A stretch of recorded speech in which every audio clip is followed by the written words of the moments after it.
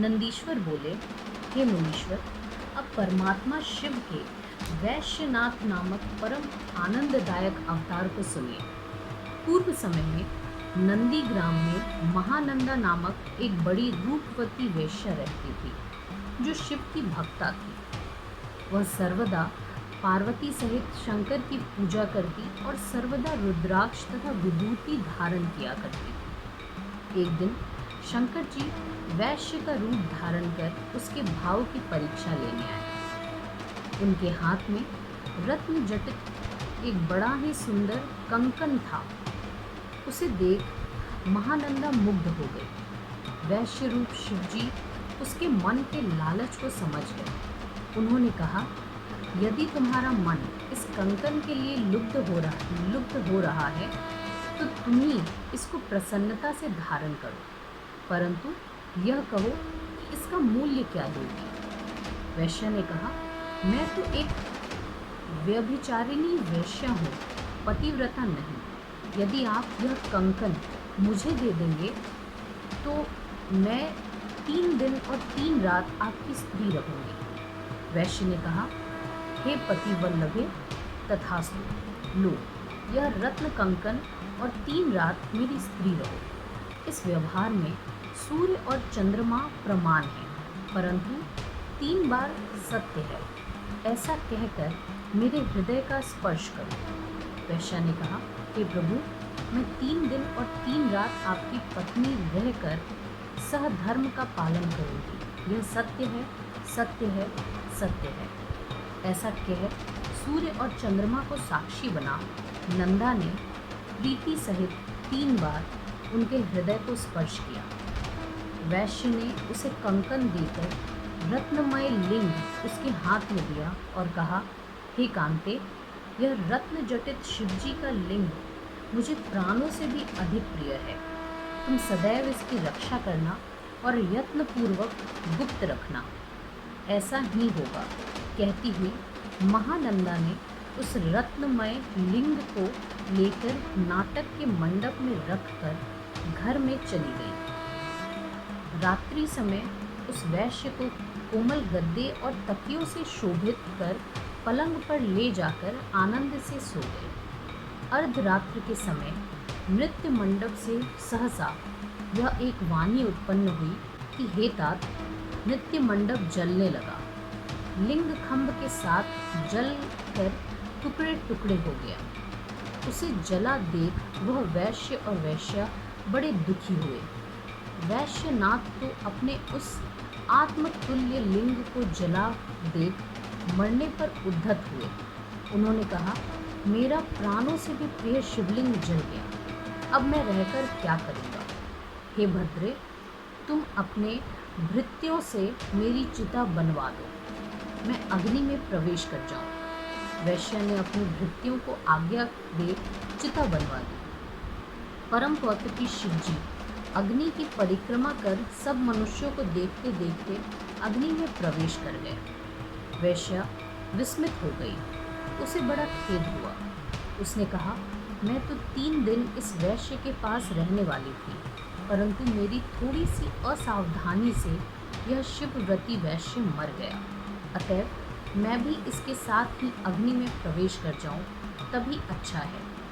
उसने सारा धन ब्राह्मणों को दान कर दिया तथा स्वयं प्रज्वलित अग्नि में कूदने चली। उस समय अपने चरणों में उसका मन लगा हुआ देख विश्वात्मा शिव महानंदा के समक्ष अपने दिव्य रूप में प्रकट हुए। उन कांतिमान शंकर को देख नंदा स्तब्ध खड़ी रह गई। शिवजी ने कहा, मैं तेरी सत्यता, धर्म, धैर्य और निश्चल भक्ति से प्रसन्न हूँ। मैं तुम पर प्रसन्न हूँ, जो चाहे वर मांग। वैश्य ने पार्वती नाथ शंकर से कहा, मुझे ना तो भोगों की इच्छा है और ना ही स्वर्ग की। मैं तो केवल आपके चरण कमलों का स्पर्श चाहती हूँ। मेरे जितने भृत्यादि हैं, इन्हें भी आपका दर्शन होना चाहिए। अतएव मेरे साथ ही इन सबको भी आप अपने परम पद को ले चलिए। शिवजी ने एवमस्तु कह उन सब को अपने परम पद को भेज दिया। यह वैश्यनाथ अवतार भक्तों को सर्वदा सुखदायक और मोक्षदायक है। नंदीश्वर बोले, हे तात, परमात्मा शिव का अब द्विजेश्वर अवतार सुनो, जो सज्जनों को सुखदायक और परम कल्याणकारी है, जिस पर ऋषभ रूप से भगवान शंकर की कृपा की थी। उसी राजा भद्रायु के धर्म की परीक्षा लेने के लिए शंकर जी ने द्विजेश्वरा अवतार धारण किया था। वही कथा मैं कहता हूँ, ध्यान देकर सुनो। ऋषभ के प्रभाव से प्रभु ने शत्रुओं को युद्ध में जीता और सिंहासन प्राप्त कर भद्रायु को उत्पन्न किया।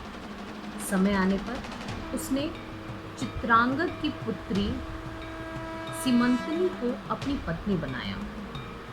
एक समय जब वह वसंत ऋतु को पाकर सघन वन में विहार करने गया तो पार्वती सहित भगवान शंकर उसके धर्म की दृढ़ता की परीक्षा के लिए वहां जाकर विहार करने लगे। पार्वती और शंकर उस वन में द्विज दंपति हो गए तथा एक मायामय सिंह प्रकट कर उसके भय से स्वयं भयभीत हो भद्रायु के पास भाग कर गए और कहा, इस शार्दुल से हमारी रक्षा कीजिए। यह सुनते ही उस नृपतीश्वर ने ज्यों ही धनुष उठाकर उस व्याघ्र को मारना चाहा, त्यों ही उस मायामय सिंह ने झपट कर उस ब्राह्मण की स्त्री को पकड़ लिया और स्वच्छंदता से उस स्त्री को ले भागा। व्याघ्र द्वारा स्त्री के अपहरण किए जाने से ब्राह्मण बार बार रोने लगा और राजा भद्रायु से बोला, राजन, तुम्हारे बड़े बड़े आयुध कहाँ हैं? तुम्हारे पराक्रम का क्या फल है? धर्मात्मा राजा लोग शरणागतों की अपने प्राणों और धन से भी ज़्यादा रक्षा करते हैं और इसके बिना वे मृतक के समान हैं। अनाथ और दीन की रक्षा न करने से बुद्धिमान को विष खा लेना या अग्नि प्रवेश कर लेना उत्तम है। नंदीश्वर बोले, इस प्रकार उस ब्राह्मण द्वारा अपने सत्व की निंदा सुन राजा शोकाकुल हो अपने दुर्भाग्य के प्रति पश्चाताप करने लगा। उसने कहा, आज प्रारब्धवश मेरा पौरुष नष्ट हो गया। अब मैं इस मृत स्त्री वाले शोकाकुल ब्राह्मण के लिए अपने प्रिय प्राणों का त्याग कर इन्हें शोक रहित करूँगा। राजा भद्रायु मन में ऐसा निश्चय कर ब्राह्मण के चरणों पर गिर कर कहा, मैं अपनी रानी सहित अपना सब राजपाट आपके चरणों में निछावर करता हूँ तथा इसके अतिरिक्त भी आपकी और जो इच्छा हो वह करिए। ब्राह्मण ने राजा से यह कहा कि मेरी स्त्री नहीं है, तुम अपनी प्रधान स्त्री दे दो। इस पर राजा ने कहा, मैं और तो सब कुछ दे सकता हूँ परंतु स्त्री नहीं। पर स्त्री उपभोग से वर्जित पाप कदापि नहीं धुल सकता। ब्राह्मण ने कहा, मैं अपने तप से ब्रह्म हत्या तथा मदिरा का सेवन रूपी घोर पाप भी शांत कर सकता हूँ। फिर पर स्त्री उपभोग तो क्या है? अतएव तुम अपनी स्त्री मुझे दे दो। नंदीश्वर बोले, ब्राह्मण की बात से राजा चिंतित हो गया। उसने विचारते विचारते निश्चय किया कि दीनों की रक्षा न करना बड़ा पाप है। इससे तो यही अच्छा है कि स्त्री दान कर दूं। पाप से तो मुक्ति मिले। पश्चात मैं शीघ्र ही अग्नि प्रवेश कर जाऊंगा और संसार में मेरी कीर्ति होगी। ऐसा मन में निश्चय कर उस राजा ने अग्नि प्रज्वलित कर और अपने हाथ में जल ले उस ब्राह्मण को बुला पत्नी दान कर दिया। पश्चात अग्नि की 3 प्रदक्षिणा कर एकाग्र हो शिव का ध्यान करने लगा। अपने चरणों का ध्यान लगाए अग्नि में प्रवेश करने वाला राजा की ऐसी वृत्ति देख द्विजेश्वर रूपधारी शिव जी उसके समक्ष प्रकट हो गए। शिव जी के दर्शन से भद्रायु गदगद वाणी में हाथ जोड़ उनकी स्तुति करने लगा। उसकी स्तुति सुन पार्वती सहित शंकर जी ने प्रसन्न हो कहा, मैं तुम्हारी भक्ति से प्रसन्न हूँ, मैं तुम्हें इच्छित वर दूंगा। मैं परीक्षा के लिए ही यहाँ आया था, और जिसे वह व्याघ्र उठा ले गया वह साक्षात पार्वती देवी थी, तथा वह माया का व्याघ्र था जो तुम्हारे वाणों से घायल नहीं हुआ। तुम्हारे धैर्य की परीक्षा के लिए ही मैंने तुम्हारी पत्नी मांगी। यह सुन भद्रायु ने फिर शिवजी को प्रणाम किया और बोला, मैं सकुटुंब आपके चरणों की भक्ति चाहता हूँ। पद्माकर नामक वैश्य और उसके पुत्र ये सभी आपके निकटवासी हो। उसकी रानी सीमंतनी ने अपने पिता चित्रांगद तथा माता के लिए भी ईश्वर की निकटता मांगी।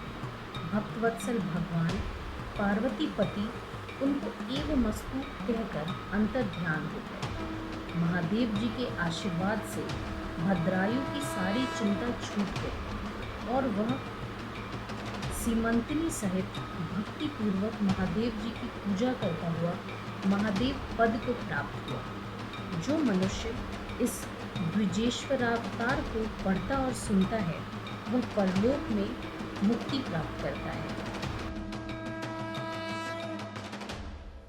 नंदीश्वर बोले, हे बुद्धिमान मुनीश्वर, अब परमात्मा शिव का यतिनाथ नामक अवतार मैं तुमसे कहता हूँ, सुनो। हे मुनीश्वर, अर्बुदाचल पर्वत के समीप भील वंशोत्पन्न आहुक नामक एक भील था, जिसकी स्त्री का नाम आहुका था, जो बड़ी ही पतिव्रता थी तथा दोनों ही बड़े शिव भक्त थे। एक समय यति के रूप में भगवान शंकर सायंकाल में उसके घर पहुँचे। यतिनाथ ने कहा, आज की रात्रि भर मुझे यहाँ ठहरने का स्थान दो, प्रातःकाल ही मैं चला जाऊँगा, तेरा कल्याण हो। भील ने कहा, मेरे पास बहुत थोड़ा स्थान है, इसमें आप कैसे रहेंगे?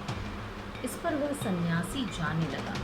तब भिल्ली ने मन में विचार कर अपने स्वामी से कहा कि ये अतिथि हैं, इन्हें विमुख ना करो। आप सन्यासी सहित घर में रहिएगा और मैं बाणों सहित घर के बाहर रह जाऊंगी। तब अपनी स्त्री की इस धर्ममय वाणी को सुनकर भील ने मन में विचार किया और कहा, नहीं, मैं ही घर के बाहर रहूँगा और अतिथि सहित तू ही घर के भीतर रह रात्रि व्यतीत करना। निदान वह भील अपने अस्त्रों सहित घर के बाहर स्थित हुआ और सन्यासी अतिथि तथा भील की स्त्री घर के भीतर रहे। इधर रात्रि में घर के बाहर भील को सिंह तथा क्रूर पशुओं ने भक्षण कर लिया। प्रातःकाल सन्यासी ने घर के बाहर आकर देखा तो वनचारी भील को सिंहादि भक्षण कर गए हैं। इससे उसे बहुत दुख हुआ। भिल्ली स्वयं दुख से कातर रहते हुए भी उसने सन्यासी को समझाया कि आप किंचित दुख ना करें, अतिथि सेवा में प्राण भी विसर्जन करना धर्म है। मेरा क्या है, मैं तो अग्नि प्रवेश कर उनके साथ सती हो जाऊंगी। निदान चिता चुनकर वह उसमें जा बैठी। उसी समय शंकर जी ने प्रकट होकर उसे धन्य धन्य कहा और वर देकर दूसरे जन्म में अपने ही रूप वाला सन्यासी बना दिया। वह भील निषद देश में राजा वीरसेन के यहाँ नल नाम से पैदा हुआ और उसकी स्त्री विदर्भ नगर में राजा भीम की पुत्री दमयंती हुई तथा मुक्ति को प्राप्त हुई। नंदीश्वर बोले, ऐसा कहकर शिवजी लिंग रूप से वहाँ अचलेश्वर नाम से प्रसिद्ध हुए। शिवजी ने वहाँ हंस रूप धारण कर नल दमयंती का विवाह कराया। हंस रूप शंकर का परम पवित्र इतिहास यतीश नाम से प्रसिद्ध है, जिसे सुनकर मनुष्य परम गति को प्राप्त करता है।